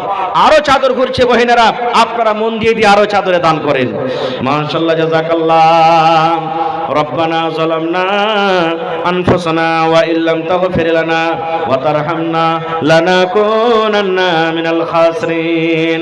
রব্বানা আতিনা ফিদ দুনিয়া হাসানা ওয়া ফিল আখিরাতি হাসানাতাও ওয়া কিনা আযাবান নার। আয় রব্বুল আলামিন, তোমার বান্দিরাকে দেখো আল্লাহ, এত ঠান্ডার সময়তে 10, 20, 200, 500, 500 করে দান করেছি। একজন মহিলা 100 টাকা এবং কানের একটা আল্লাহ জি বালি পর্যন্ত দান করে দিয়েছি। আল্লাহ তারকে দানকে তুমি কবুল করে দাও, মনের আশা আল্লাহ পুরা করো। যতদিন দুনিয়াতে বাঁচবে ইমানের হালাতে রাখো, নেককার দিনদার করে রাখো। কি নাম ভাই? সাব্বির। মাশাআল্লাহ, সাব্বির ভাই ফারকিয়া থেকে 1 পারা কোরআন দিয়ে দিলেন। ফারকিয়ার মানুষ খুব দানি জি। আর সামনে ফের 23 তারিখে ফারকিয়াতে জালসা আছে বানাত মাদ্রাসা। একটা জালসা হয়েছে বানিন বেটা ছেলের মাদ্রাসা, আর ওই গ্রামে ফের একটা বানাত মাদ্রাসা আছে। এই মাসের সামনে 23 তারিখে আপনারা অবশ্যই সে জালসাতে যাবেন। মাশাআল্লাহ, ফারকিয়া থেকে একজন হয় 1 পারা কোরআনের দাম দিয়ে দিলেন। ফারকিয়া গ্রামে একটা ঠিকাদার মনে হয় আজাদ নাকি তার নাম, ভুলছি, মনে হয় আজাদ নাকি, গত বছরও দিয়েছেন, এই বছরও একটা মৌলানার বেতন 1 বছরে যা লাগে একলাই দিচ্ছেন। প্রত্যেক মাসে মাসে পেমেন্ট করতে আছেন। সুবহানাল্লাহ, দেখেন আল্লাহ কত বড় দিল দিয়েছে তাকে। ইনশাআল্লাহ আজকে এই গ্রামও হবে। মাশাআল্লাহ, দেখেন সন্দলপুর গ্রাম, সন্দলপুর একটা মাদ্রাসা আছে জামাপড়া রহমতপুর যাকে কইছে। এই গত কয়েকদিন আগে আমি জালসা করে এলাম, ওখানকার মাজহার আলী সামেতি হার বাবজি বললেন মৌলানা 6 মাসের একটা টিচারের বেতন আমি দেবো। 25,000 টাকা আলাগ দান করলেন, ওপর থেকে 6 মাসের বেতন দিয়ে দিলেন। আজকে কেউ নেই যে একটা মৌলানার বেতন গোছা নেবেন। মৌলানা 4টে মেলা মাদ্রাসাতে টিচার আছে, একটা বেতন মৌলানার যা লাগবে আমি দিয়ে দেবো, প্রত্যেক মাসে মাসে তাকে পেমেন্ট করে দেবো। কেউ নেই, কেউ 2 মাসের, কেউ 1 মাসের। এই দেখেন আমার ভাই ফারকিয়া থেকে 1000, আর আরো একজন ভাই আমার পিছন থেকে কে 1000। 30 পারার মধ্যে 2 পারা হয়ে গেল ভাই। মাশাআল্লাহ, তাবারাক হোসেন ভাই আমার 1000 টাকা মার জন্য। আহা, এই দেখেন, সুবহানাল্লাহ, মা কবরে চলে গেছেন। 1 পারা ভাই তাবারাক হোসেন খানাঘাট থেকে 3 পারা হয়ে গেল ভাই। নারে তাকবীর। আইছেন 27টা কলম আইছেন ভাই আল্লাহর কোরআনের জন্য। যদি আল্লাহর কোরআনের প্রতি মহব্বত ভালোবাসা থাকে তো মাশাআল্লাহ। এই দেখেন আমার নানা বেনামিতে 1000 টাকা দিয়ে দিলেন, 1 পারা কোরআনের দাম। নারে তাকবীর। 4 কলম হয়ে গেল। মাশাআল্লাহ, জাযাকাল্লাহু খায়রান জাযা ওয়া আহসানাল জাযা। রব্বানা ইন্নানা আমান্না ফাগফির লানা যুনুবানা ওয়া কিনা আযাবান নার। হে রব্বুল আমিন, 4 জনে 1,000 করে 4 পারা কোরআনের দাম দিয়ে দিলেন। আল্লাহ 4 লক্ষ টাকা মনে করে তুমি কবুল করে নাও, মনের আশাকে আল্লাহ পুরা করো, রোজি রোজগারে আল্লাহ বরকত দাও, কামাই দামে আল্লাহ বরকত দাও, দুনিয়ার ভেজাল দুনিয়ার ফিতনা থেকে আল্লাহ বাঁচিয়ে রাখো। আল্লাহ কার মা কবরে চলে গেছেন, কার আব্বা চলে গেছেন, কার দাদু দাদি কবরে চলে গেছেন, রব্বুল আলামিন দুনিয়ার খবর পাওয়া যায় কিন্তু কবরের কোনো খবর পাওয়া যায় না। আল্লাহ জি, যদি তারা কবরে কোনো মুসিবতে থাকে, এই দানের বিনিময়ে আল্লাহ তারকে মুসিবত তুমি দূর করে দাও। আল্লাহ আমার মায়েরা খালারা 1 চাদর দান দিয়েছি, একজন মহিলা কানের বালি দিয়েছে। আল্লাহ কার মা কবরে চলে গেছেন, কার আব্বা চলে গেছেন, কার দাদু দাদি শ্বশুর শাশুড়ি চলে গেছেন, কার পুরুষ চলে গেছেন। আল্লাহ যে যত মুমিন মুমিনা কবরে শুতে আছেন তাদের কবরে তুমি জান্নাতের বিছানা দিয়ে দাও। আল্লাহ তাদের কবরকে তুমি নূর দিয়ে মুনওয়ার করে দাও। রব্বানা তাকাব্বাল মিন্না ইন্নাকা আনতাস সামিউল আলিম। আমিন। মাশাআল্লাহ, এই দেখেন হার বাপজি সাত ভেল্লি সাকুয়াঘাট তাসলিম উদ্দিন সাহেব। হাগো বাজি জোড়া লাগবে না 1000? এক পারা কোরআনের দাম দেন বাজি, আর 500 টাকা ইনশাআল্লাহ দিবে। আলহাজ আব্দুর রশিদ সাহেব খুব ভালো মানুষ ছিলেন, দুনিয়া ছেড়ে চলে গেছেন। সুবহানাল্লাহ। আল্লাহ আমার বাপজি সাকুয়াঘাট থেকে এক পারা কোরআনের দাম দিয়ে দিলেন আল্লাহ আব্বার জন্য। আরে আব্বা কবরে চলে গেছেন, আব্বার কবরে তুমি জান্নাতের বিছানা দিয়ে দাও। মাশাআল্লাহ মাশাআল্লাহ। আল্লাহ একজন ভাই 150 সুন্দরী খাতুন বহিন আমার 200 টাকা জমা দিয়ে দিলেন। মাশাআল্লাহ। কি নাম যে ভাই? 500 টাকা নাকি? কি নাম হইল আপনার? সাদ মানি। এক পারা কোরআন দিবেন না, আর 500 টাকা দেন আল্লাহর রাস্তে, আল্লাহ ভালোবাসবেন ইনশাআল্লাহ। হ্যাঁ মাশাআল্লাহ। খানাঘাট থেকে হাফিজ হাসিবুর রহমান, আল্লাহুস সামাদ 1000। মাশাআল্লাহ, নারে তাকবীর। এই দেখেন হাফিজা কোরআন, কোরআনের মান সম্মান করেছে, কোরআনের মর্যাদা বুঝেছে। আল্লাহর নবীর হাদিস যে হাফিজা কোরআন হবে, কিয়ামতের দিন আল্লাহ তাআলা তার বাবার মাথাতে সোনার তাজ পিন্ধাবেন। সুবহানাল্লাহ। আমার নানাজান দেখেন সাদামণি সাহেব 500, আর 500 টাকা লিখে দেন, পরে দিয়ে দিবেন যদি না থাকে তো। কোন গ্রাম বাড়ি? তাহলে তো পারবেন ইনশাআল্লাহ দিতে। এই দেখেন তোর বান্দারা আজ হাত তুলেছে তোর দরবারে, তোর রহমতের ভিখায় আমায় দে রে মাওলা দে, তোর রহমতের ভিখায় আমায় দে রে মাওলা দে। আল্লাহ দেখো সাদামণি সাহেব আল্লাহ 1000 টাকা তোমার কর্ণের জন্য জমা করে দিলেন। আল্লাহ 1000 নয় 1 লক্ষ টাকা মনে করে তুমি কবুল করে নাও। মা বাপ মরে গেছে, সুবহানাল্লাহ। আজ মা বাপ দুনিয়াতে নাই, মাটির ঘরে শুতে আছে। আল্লাহ তাদের কবরে তুমি জান্নাতের বিছানা দিয়ে দাও। আল্লাহ যদি মা থাকতো, আব্বা যদি থাকতো, কত আদর করতো, কত মা মা মা বলে ডাকতো। আল্লাহ তারকে কবরে তুমি জান্নাতের বিছানা দিয়ে দাও। মাশাআল্লাহ। কি নাম নানাজি? মোহাম্মদ ইসহাক। ইসহাক একজন নবীর ছিলেন, নবীর নাম ছিলেন। সুবহানাল্লাহ। এই দেখেন আমার ভাই ইসহাক আলী সাহেব 500 দিলেন। আর এখানটা হবে না, বেশি চাহাবো না, এক পারা করে দাম। রত্নী, ওই রত্নী বড় মাদ্রাসা নাকি? হ্যাঁ 20 তারিখে মৌলানা সাব্বির আলম সাহেব নাদবি, যে ওখানকার হেড মৌলানা। সুবহানাল্লাহ। এই দেখ আর মামু, মামু তোমার আব্বা তো সব থেকে দানবীর মানুষ এলাকার মধ্যে, আর তুমি 500 টাকা দিয়ে চলে মামু, এক পারা কোরআন মাজিদ দাও মামু তুমি। এই দেখেন পিপালটোলা থেকে মুস্তাফা সাহেবের বেটা আমার মামু 500 টাকা জমা করে গেলেন। অনলাইন, যার পকেটে না আছে অনলাইন দিতে পারেন মোবাইলে।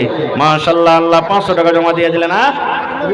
আকমাল, ওরে আল্লাহ দেখো আকমাল হোসেন এক পারা কন্যার দামে 1000 টাকা। জাগালি বাসগাড়া থেকে 2100। জাগালি বাসগাড়া থেকে আমার ভাই মিস্ত্রি, কি নাম? মিস্টার সাহেব 2100 रुपया दिए इस मदरसा को। माशाअल्लाह, जज़ाकल्लाह, हयाकल्लाह। अल्लाह ताला उनके दान को कबूल करे, इज्जत से नवाजे, रोजी रोजगार में अल्लाह बरकत दे, बिजनेस में अल्लाह तरक्की दे। अल्लाहुम्मा आमीन। माशाअल्लाह। এই দেখেন আমার নানা জান বুড়া মানুষ, কত দিলেন? 500। এই গ্রামে বাড়ি নাকি? আর পারবেন কিছু দিতে? জি জি জি, বুড়া মানুষ তো দাব দিতে পারি না, তো যদি পারেন তো আর জোড়াটা লাগিয়ে দেন। আল্লাহ ভালো রাখবেন ইনশাআল্লাহ। ভালো আছে নাকি? আল্লাহ দেবে, ভালো থাকবে। আল্লাহ যে তোমার কোরআনকে ভালোবাসে, আল্লাহ তাকে তুমি ভালোবাসো। আরে গেথেন মারা গেছে, কত স্ত্রীর পরে ময়ে মহব্বত। নবী বলেছেন যে মহিলার উপরে তার স্বামী রাজি, ওই মহিলা আল্লাহর জান্নাতে যাবে। আল্লাহ ভালোবাসা বিবি দুনিয়াতে নাই, কবরে শুতে আছে। আল্লাহ তারকে কবরে তুমি জান্নাতের বিছানা দিয়ে দাও। আল্লাহ তার কবরকে তুমি নূর দিয়ে মনোহর করে দাও। আল্লাহুম্মা আমিন। এটা মনে করিয়েন না যে মৌলানা 100-200 গলা চাহেনি, খালি 500, 1000, 5000, 10,000 ইয়ে চেয়েছে। ভাই রে, কমসে কম এখানটা ইটের দাম 10টা টাকা দিয়ে যাবেন আজ আপনি। আল্লাহর কোরআনের জন্য